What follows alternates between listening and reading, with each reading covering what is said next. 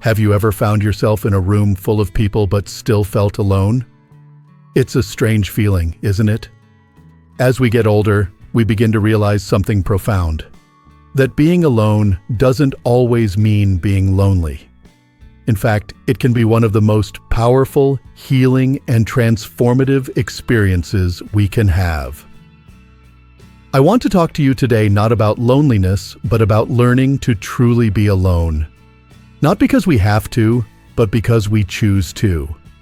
And when we do, we discover something incredible about ourselves, something we may have forgotten along the way. Think about it. We came into this world alone, and one day, we'll leave it the same way. But in between, we've spent our lives chasing connection, companionship, noise, distractions. There's nothing wrong with that. We are social creatures, after all. But somewhere along the line, many of us began to believe that being alone meant something was wrong, that it made us look unloved, or unpopular, or forgotten, that maybe we weren't enough by ourselves. But let me ask you something from the heart. When was the last time you sat with just yourself? No television, no phone, no radio, just you and your thoughts? Was it peaceful, or was it uncomfortable? You see, the discomfort isn't because we're boring or broken. It's because we've never been taught how to be alone with ourselves. And that's what we're here to change today. As we age, we are gifted something that's easy to overlook: more time. Time to think. Time to reflect. Time to simply be. But if we're not careful, we fill that time with worry or endless distractions. Learning to be alone, truly alone, is not about giving up relationships or turning our backs on the world. It's about finally meeting the one person we've been with every single moment of our lives: ourselves. There's a story I love. Someone once asked the god, "Is it better to walk alone or with others?" And he replied, "It's better to walk alone than to walk with a fool."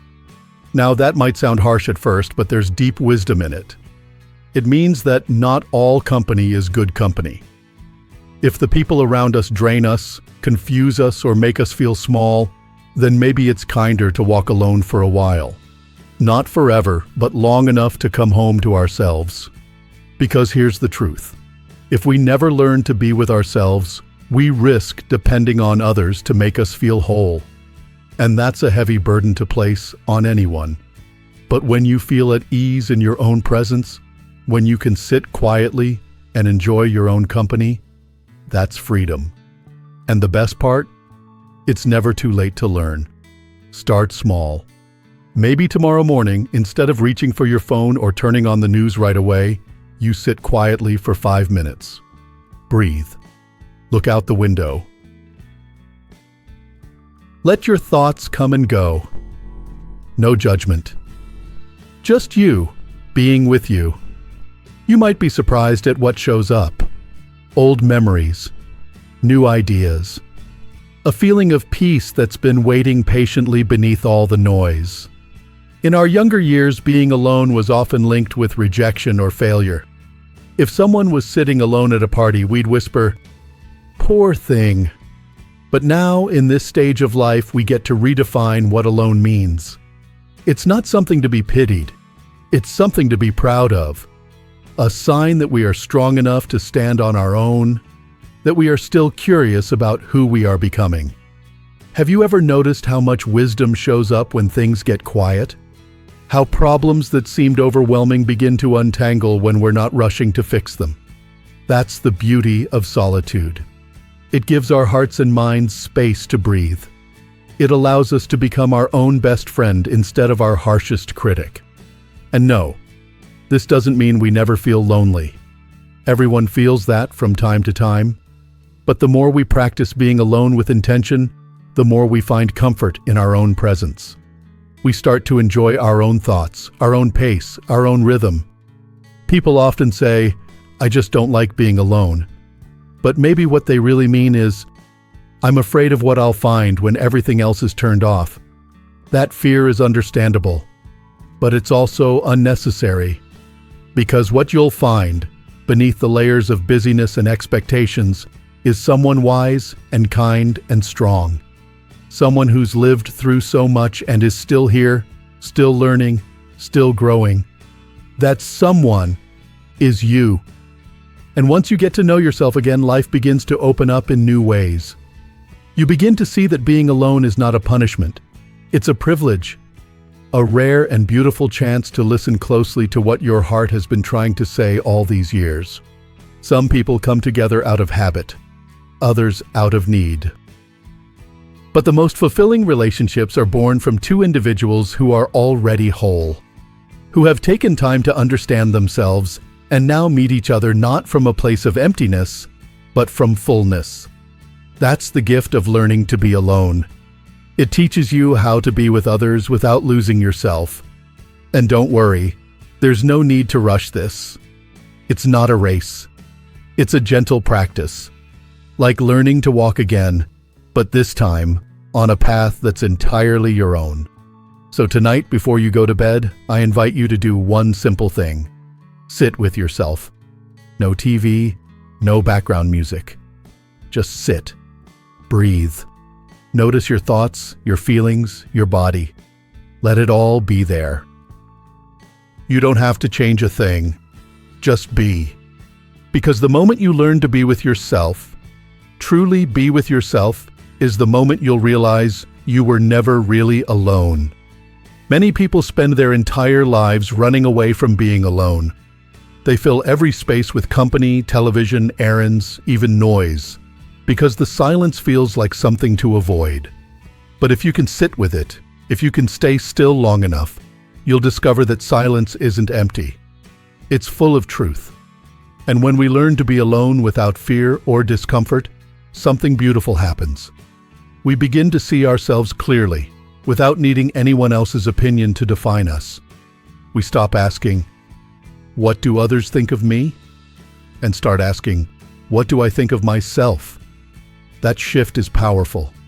It's liberating, because so much of our lives have been lived trying to meet expectations, those of our families, our friends, our culture.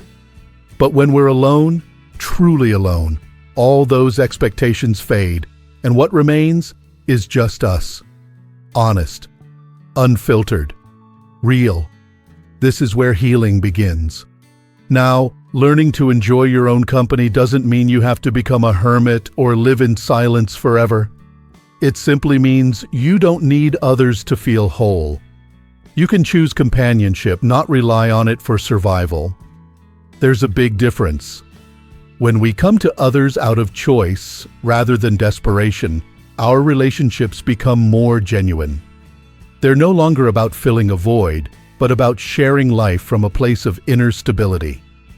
I've met many people who told me they were afraid of being alone in their older years, that without a partner or children close by or a busy social calendar, they felt forgotten, invisible even.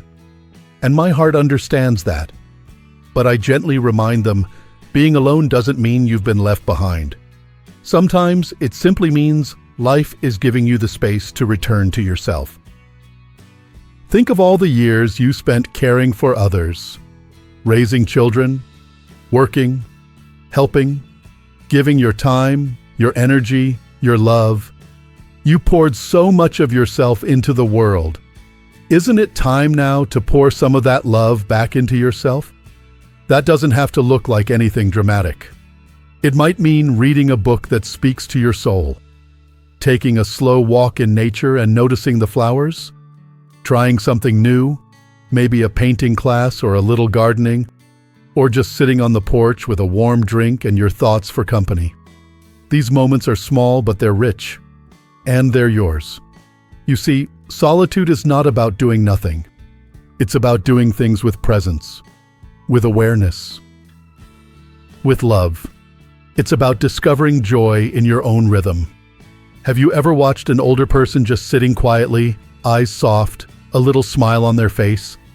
They're not talking, not doing anything special, and yet they look completely at peace. That's not boredom. That's not loneliness. That's contentment. That's the reward of a life lived long enough to find comfort in your own skin. And yes, there might be days when the silence feels a bit too loud. When you miss the sound of a voice, the touch of a hand, the warmth of someone sitting across from you. On those days, it's okay to feel the ache. But even in that ache, remember this: you are still whole. You are still enough. One of the greatest myths we've been told is that our worth depends on others, on being liked, needed, admired. But the truth is, your worth was never up for debate. It doesn't vanish just because the house is quiet. It doesn't fade just because the phone isn't ringing.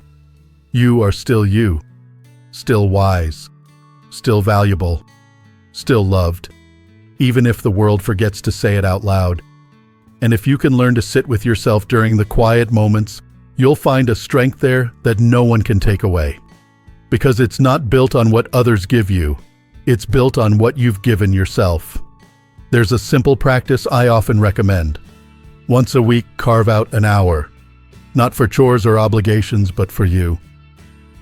Turn off the TV. Leave the phone in another room. Light a candle if it feels nice. And just sit. Let your mind wander. Let your breath slow down. Listen. Feel. Be. This hour isn't about productivity. It's about presence. About telling yourself, I am here. I matter. This time is mine. At first, it may feel strange. You might feel restless or unsure. That's normal. But stay with it. Keep coming back.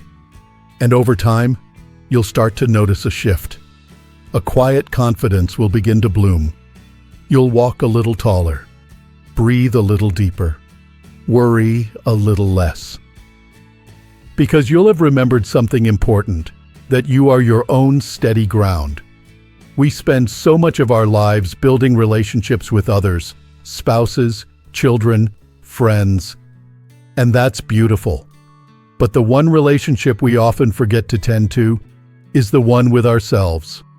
And in this chapter of life, that relationship can become the most sacred one of all. Because when you are your own friend, your own comfort, your own cheerleader, life changes. Not because it becomes easier, but because you become more rooted, more real. And from that place, you're not afraid to be alone. You welcome it. You understand its gifts. You might start to notice how much more clearly you think when you're not constantly surrounded by noise. How much more meaningful your conversations become when you've spent time reflecting alone. How much more grateful you feel for the simple, quiet blessings of each day. It's not about escaping the world. It's about learning to enjoy your place within it, whether it's filled with people or not. And once you've made peace with your own company, you'll find that solitude no longer feels like an empty room, but like a sanctuary. There's a quiet kind of magic that begins to unfold once you feel truly at home with yourself. Not just comfortable, but at peace. Like slipping into your favorite sweater, soft, familiar, and warm. And the beautiful part is, this peace doesn't depend on anything outside of you. It isn't borrowed from someone else's presence or approval. It's yours. Fully yours. When you begin to enjoy your own company, you stop waiting. You no longer wait for someone to call, to visit, to invite you out so you can feel alive again. You start living right where you are. You start creating your own moments of joy. And they may be small. Watering a plant, cooking a meal just for you, humming along to a song you loved 40 years ago. But they are real. And they're enough. That's something people often forget. You don't need to be doing something impressive or surrounded by admirers to live a meaningful life. Sometimes the deepest meaning comes from a quiet morning with coffee and a journal, or a long walk where your thoughts finally get to stretch out and breathe. It comes from realizing that you are no longer chasing life. You're simply living it. For many of us, solitude can also bring a new sense of creativity. Once the noise quiets down, you might feel inspired to try something new, or revisit something old that you used to love. Maybe you start sketching again, or picking up that guitar that's been gathering dust. Maybe you write a poem. Or maybe you finally let yourself sing out loud in the kitchen without worrying who hears. That's the beauty of being alone. No judgment. No performance. Just pure expression, for no other reason than it brings you joy. And joy, especially at this stage of life, doesn't have to be loud or grand. It can be a soft, steady flame, one that lights up your days in subtle ways.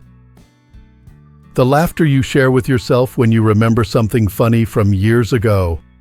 The smile that rises when you look at old photos and realize how far you've come.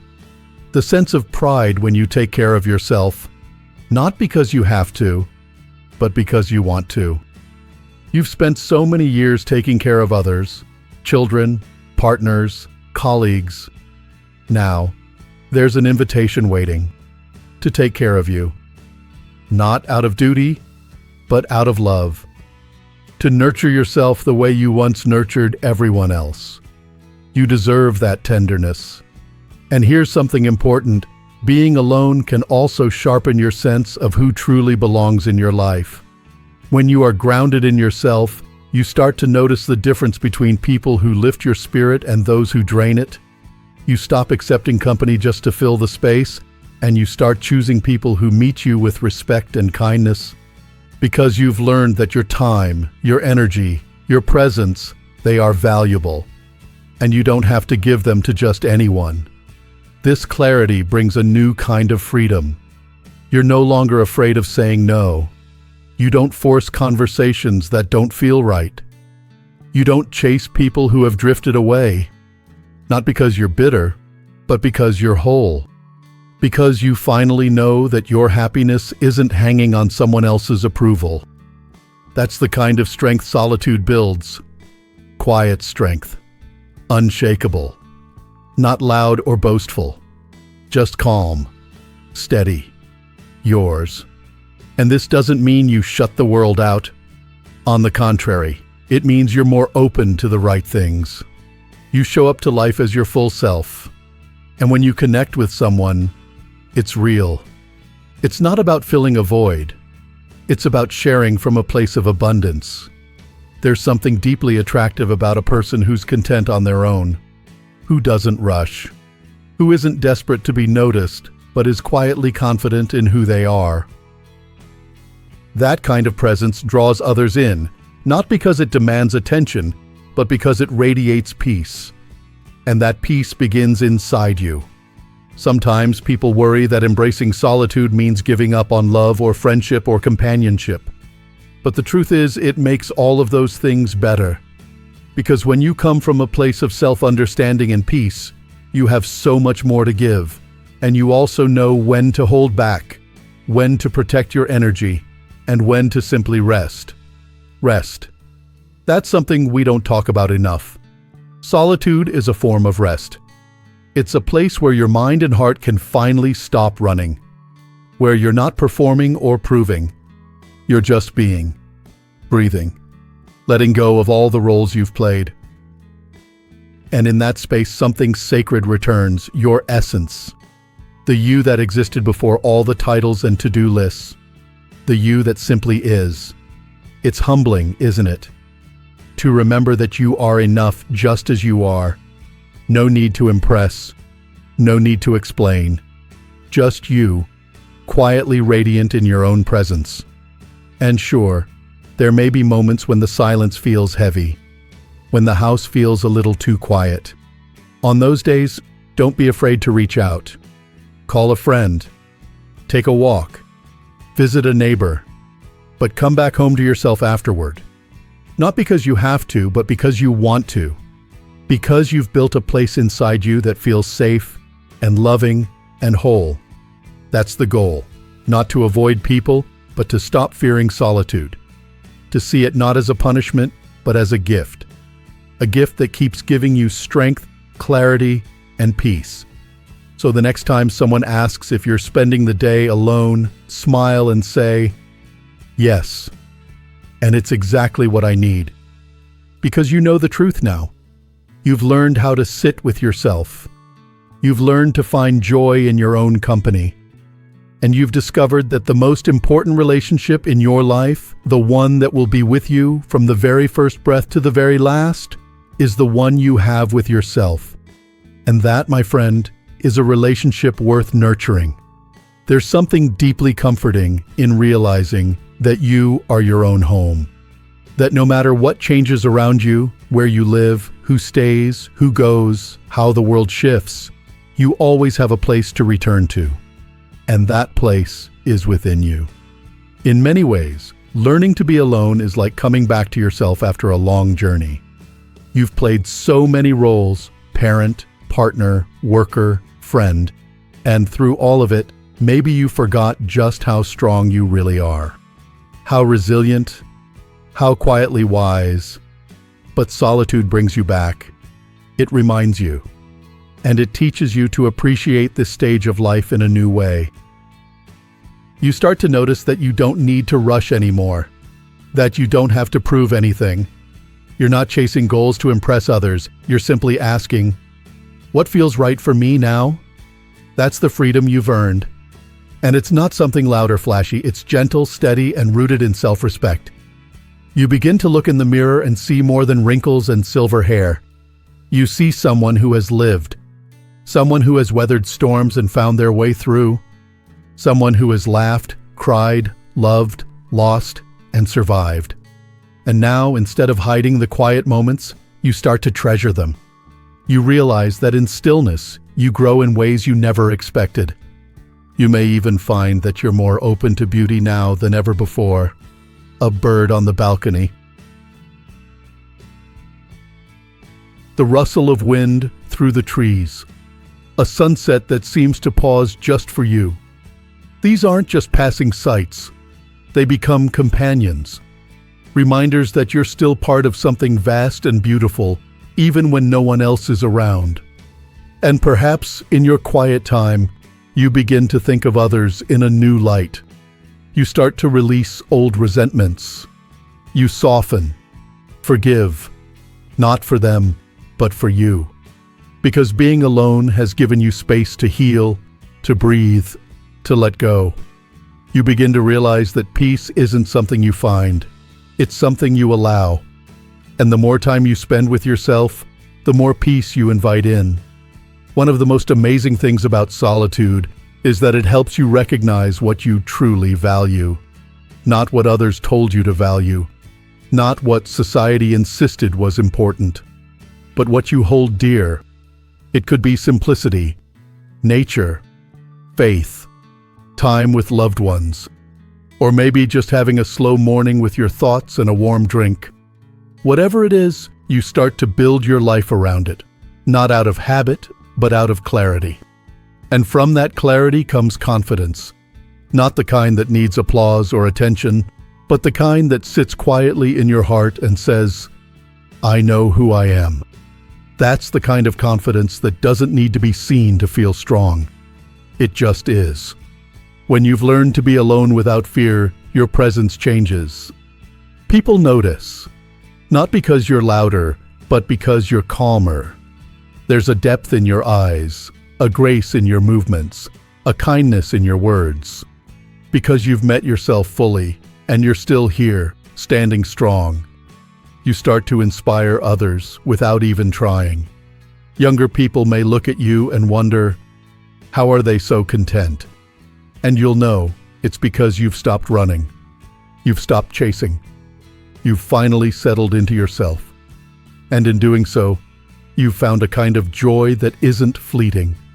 It stays. You might still enjoy time with others, of course. You might laugh and connect and share. But now you don't lose yourself in the crowd. You carry your stillness with you, like a quiet flame that doesn't flicker no matter the noise around it. You've become your own center, your own peace, and that peace will carry you through anything. There may still be lonely days.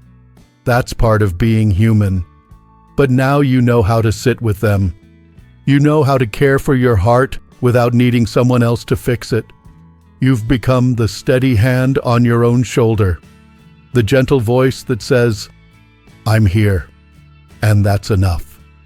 So if you're watching this and wondering whether it's too late to learn how to be alone, let me say this clearly: it is never too late. Not at 60, not at 70, not at 90. You are always allowed to come home to yourself, to begin again, to rediscover the quiet strength that's been there all along. Start small. Start kind. You don't need to overhaul your life. Just give yourself a few quiet minutes each day. Sit, breathe, listen, be, and slowly you'll notice the change. Your mind will soften. Your heart will open. And you'll begin to glow, not because someone lit the fire for you, but because you lit it for yourself. That glow is your power, your peace, your freedom. And if you've made it this far in the video, I want you to know you're already on the path. You've already said yes to something new, something brave, and I am proud of you for that.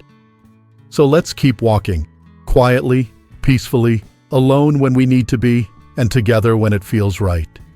But always with awareness, always with love, and always with the reminder that you are never really alone when you've made peace with who you are.